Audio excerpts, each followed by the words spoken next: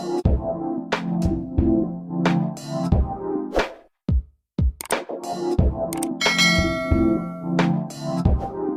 everyone, this is D, Movieman, fellow cinephile, popcorn addict, and emerging film critic, coming to you with reliable recaps, reviews, and reactions. And today I'm coming to you all with a review for Last Night in Soho, directed by Edgar Wright, and starring Thomasin McKenzie, Anya Taylor-Joy, Terence and Diana Rigg. Story-wise, the film is centered around Eloise Turner, aka Ellie, a young woman with a passion for fashion design and a love for the glamorous pop culture of the 1960s. After traveling to London for her freshman year of fashion school, she suddenly finds herself the recipient of bizarre dreams that place her directly in the center of her beloved decade, as seen through the eyes of an aspiring chanteuse named Sandy. The enchanting nature of these dreams soon gives way to a darker, nightmarish reality that threatens to disrupt Ellie's future and destroy her present. Alright, so I'm going to go ahead and start with the pros. Where do I begin? First, let me say that it's been a long time since I watched something that combines so many of my favorite things into one film. London, period pieces, horror, 1960s pop culture, musical numbers, neon lights, time travel, mystery, and more specifically murder mystery, a fantastic cast, crew, and director. Man, I was overcome with joy and excitement watching this. You know how children walk around with this genuine sense of wonder, like when they see everything, like when they go to the aquarium or to the zoo? That was basically me watching this. So, Edgar Wright is already a celebrated director because of his experience with his comedies, which are so on point. But I'm gonna tell you right now, if this film is any indication of what we're going to see from him in other genres, bring it on, okay? I am ready. Man, these visuals, these visuals. I mean, having this film shot on location and set in London, already a solid foundation. Oh, but this visual style and this color palette, whew, man, I was not prepared. I really wasn't. I just wanted to just sink into what I was watching. Like, I literally wanted to like to step inside the screen. It looked so beautiful. It was so sumptuous and vibrant. Man, I loved it. So, ironically enough, I had just watched the 1977 film Suspiria, directed by Dario Argento last year, and there was such a strong emphasis on color in that film, especially primary colors. And I could absolutely see some inspiration from that film here. There are so many stunning shots in this film. I've said it time and time again. If I decide that I want to take a bunch of screen caps from a film, blow it up, frame it, and put it on my wall, you have done your job. That means the cinematography is on point, the visuals are on point, and like I want to just sit there and stare at it. Like that's how on point it is. I mean, just about in every way possible, this film is a visual masterpiece. The scenes where we see Ellie reflected in the mirror alongside Sandy, that dance sequence, which was already so fun to watch, but then we see this constant back and forth between the two as they're dancing. I was like, yes. There's also a shot where we see someone riding in a car and we fly past a statue with the neon lights and the backdrops in the background. And there's also this shot where we are basically coming through this neon light fixture and we can see all these droplets of rain on it. But it's like kind of like this overhead shot. And then we see these two people walking down the street. Man, like there were just so many moments like that where I was just like, these angles, these shots, like, I am here for it all. Our cinematographer for this film is Chung Hoon Chung.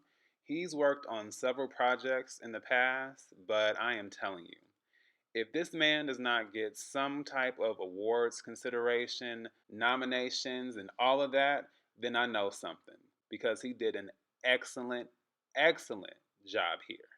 Something else I appreciated is that this film is like some kind of dark fairy tale odyssey, much like Pan's Labyrinth. Now, obviously, that is a very different film from this one. But the whole concept of childlike fantasy and exuberance and innocence being disrupted by the extremely horrifying reality of life, I absolutely saw a parallel with those themes here. I really appreciated the exploration of that here, but mainly what it brought to mind was the golden age of Hollywood and cinema and the iconography and the grandiosity of that industry at that time. Mind you, this takes place in London, and Hollywood is definitely American, but the similarities aesthetically are definitely there. Looking back at the movie studio, the movie stars, and the visual and cultural spectacle of it all, it was a literal phenomenon, and it was genuinely an escape for so many people whose lives did not reflect that reality. And even if you look at the production code of those times, the imagery was purposely created to highlight positivity and happy endings. I'll even say it myself. I grew up watching Nick at Night, and I loved watching all the old school shows. I Love Lucy was my favorite. I loved Bewitched, and I loved I Dream of Jeannie. And I gotta do a quick throwback for all my millennial folks, because some of you may remember this, some of you may not. But Disney Channel in the 90s, they used to have a programming block called Vault Disney. And that's where they would show all the classic Disney movies, the TV shows, the animated shorts. And it was basically after all the kids' programming was done and most of them were asleep. Clearly I wasn't, but still. You know, I always have to throw in my childhood references, but my purpose for mentioning that is for you to understand that even as a child growing up, I identified with all of those shows and films because it gave me a feeling of comfort, of joy, and of happiness. And they didn't have to be animated or brand new or modern or anything like that. It just clicked. And so did Hollywood for those people. But looking beyond the surface of the glitz and the glamour, I have learned a whole lot about the history behind classic Hollywood. If you'll take the time to research it or just look up certain things, you'll discover that there is this very sordid, very dark underbelly. And there were so many people, countless people, in front of the camera and behind it that were either chewing folks up and spitting them out or being chewed up and being spit out by others. I mean, in ways you cannot even begin to imagine. I can't get too deep into that, but basically I'm saying that I really appreciated that subtext here. And that particular piece also reminded me of Mulholland Drive and Black Swan. And those are also two films whose narrative deals with perfection and idealized dreams and goals and repression and innocence, and all of that being completely obliterated by this very dark and sinister element in the background. Having that experience and having that knowledge, I love seeing that represented in this story. In addition to the blending of real life horror with supernatural horror as well. So Edgar Wright has already shown that he understands the significance of music and film, especially with Baby Driver. And seeing this in Dolby helped me appreciate that even more. We have Peter Gordon, The Searchers, Dusty Springfield, The Kinks, Petula Clark. Not gonna lie, I really wish we could have thrown in Be My Baby by the Ronettes because that is such a great song. It was made in the 60s and I think it would have fit perfectly here, but I'll let that go. This is an excellent ensemble cast. There is not one bad performance here. Unlike a certain film I saw recently, all the actors here are absolutely bringing their A game. Especially Thomasin McKenzie. It still blows my mind seeing her in Jojo Rabbit literally just 2 years ago. And now this, it's unbelievable. I would also like to shout out Michael Ajao. You know, I'm always here for a newcomer, especially a black newcomer. I won't spoil his character arc, but I really enjoyed the energy that he brought to his performance. So this film opens with the words, "For Diana." That is because this film is dedicated to Dame Diana Rigg. Unfortunately, it is her final film appearance as she sadly passed back in September 2020. Now, if you don't know who Diana Rigg is, then I don't know what to tell you. But if you check out my teaser reaction for this film, I go into a little bit more detail about her career and her accomplishments.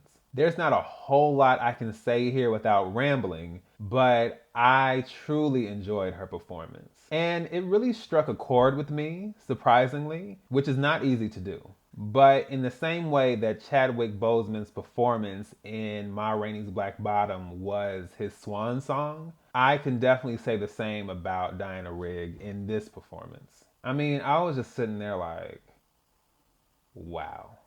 She had a smaller part in this film, but man, it really hit me. And it's tough because the circumstances are so sad, especially with Chadwick's. That still is something that is tough to think about. But of course, both performances are ones that I appreciated. And of course, it's all the more resonant because they're no longer with us. So rest in peace to them both. All right, now I'm going to jump over to the cons. If I'm being really honest, I didn't really have any.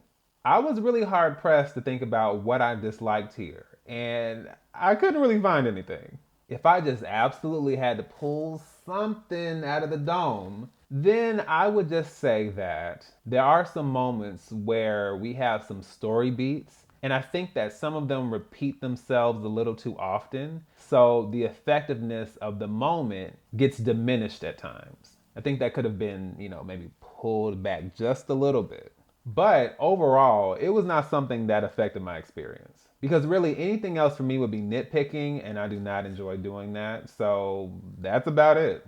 So I'm going to go ahead and give Last Night in Soho an A+. When I tell you this was my must-see film of the year, and now it is my favorite film of the year, what else is there to say? Even with my excitement for a lot of films, I try to give myself a little room to be disappointed, and I wasn't. Even if you don't outright love it the way I did, I think the immersiveness of the experience and just the unique quality of the film as a whole, I think it is absolutely worth seeing. Last Night in Soho is now playing in theaters. You guys feel free to check it out, leave your thoughts below, and let me know what you think. So, once again, this is D, Movieman, signing off, and I'll see you at the movies.